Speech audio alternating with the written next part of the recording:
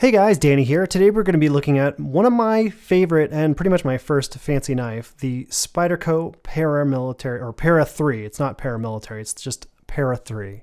This is my favorite knife, pretty much, yeah, because it was my first, and also because it kind of blew me away and was my gateway drug to my addiction to Spyderco knives.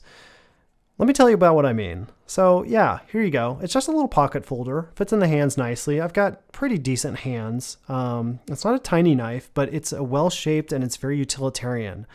Now this is what really blew me away when I first got it. Look at this flick. That is smooth. That is really, really smooth. Let's see it again. Oh,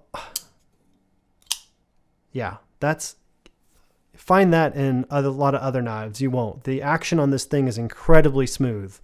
It comes from, I guess, like the ball bearing joint technology that they use. I don't really know how it works. I just know that it works really well. Now, a lot of knives will have like a back flipper essentially that you can use, but this one has this big giant Spyderco hole, which is super weird. They all have it. Essentially, most of the Spydercos have it anyway, is what I mean. And it's a little bit awkward, and it never really gets totally unawkward for me, but once you do it a few times, it's kind of going to become your preferred method of opening a knife. It's a little bit like driving a car where you have the option between a manual transmission and an automatic transmission. You just start preferring this style after a while. Even though it takes a little more finesse to do it, there's something very satisfying about it. There we go. In fact, I like everything about this knife. I love that the liner lock here on the back, it's extremely tough. I love the jimping. You can really get a good purchase on this knife.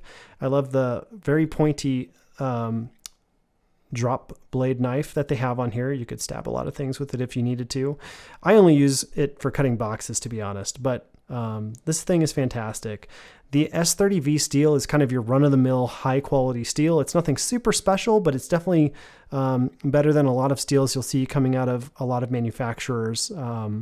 It's a stainless steel, and yeah, it's a flat grind. You'll notice the blade is completely smooth except for the blade down here. Not a lot of manufacturers do that, but Spyderco does. And the other cool thing about the Para 3 is that this thing is made in Golden, Colorado, which is right outside of Denver. So it's actually made in America, which is super nice. And these G10 handles, you can kind of hear it. They are super grippy and super low profile. They won't cut up your pants when you put them in. In fact, I like this knife so much. I actually have multiple versions. I have a Maxamet version, which the action on this one is just insanely smooth. Like whoever worked this one at the factory took a lot of pride in it because it just effortlessly closes. See that? I didn't even move my hand. Look at that. I'm going to push down on the liner lock and I just tilt it a little bit and that thing closes. This thing is so nice. Now the Maxamet steel is definitely a collector's steel. This steel is essentially made to retain an edge for forever.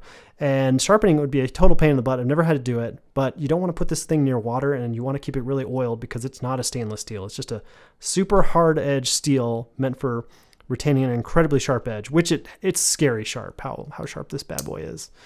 And that's not the only thing I have. I also have the lightweight version of the Para 3. Now this one doesn't come with G10 scales, it comes with plastic. This one's a little bit more rare. It's the Spy 27 steel, which is basically the same as the S30V steel, except it's got a few differences here and there, but nothing super significant. But what I like about this version is it's lightweight. It is really light. It feels, I don't know, it feels like it's a few ounces lighter. I don't know how they did that, but it is. And it's got a different clip on it that is reversible. And it's a little bit lower profile for your pockets. The only thing to keep in mind with this is it does have these little squares on it, which I feel like these could eat into your pants a little bit more than the G10 does. But, you know, I haven't tested it. But I'm not a big deal on that anyways, because when I go to work and I throw these things in my pockets, I throw them in my pocket and I generally don't clip them anywhere.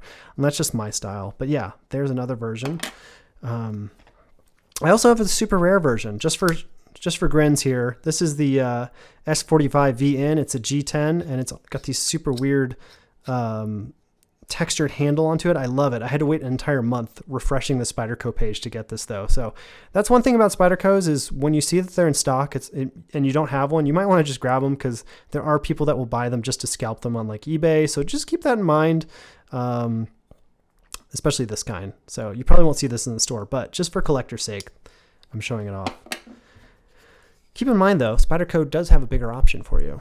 They have the Paramilitary 2, which is essentially the older version of the Para 3. It came before, if I'm not mistaken, and it is quite a bit bigger, but it's got more hand purchase if you need it, especially for like work.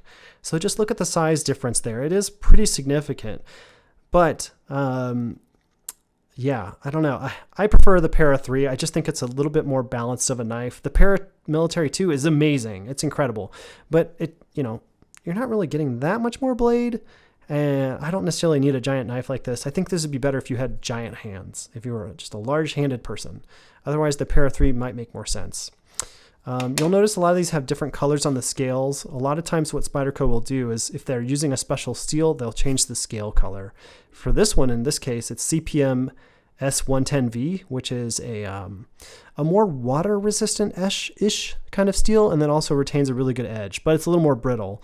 So this one would be great for working by the seaside, I think, but totally not 100% corrosion resistant, but not bad.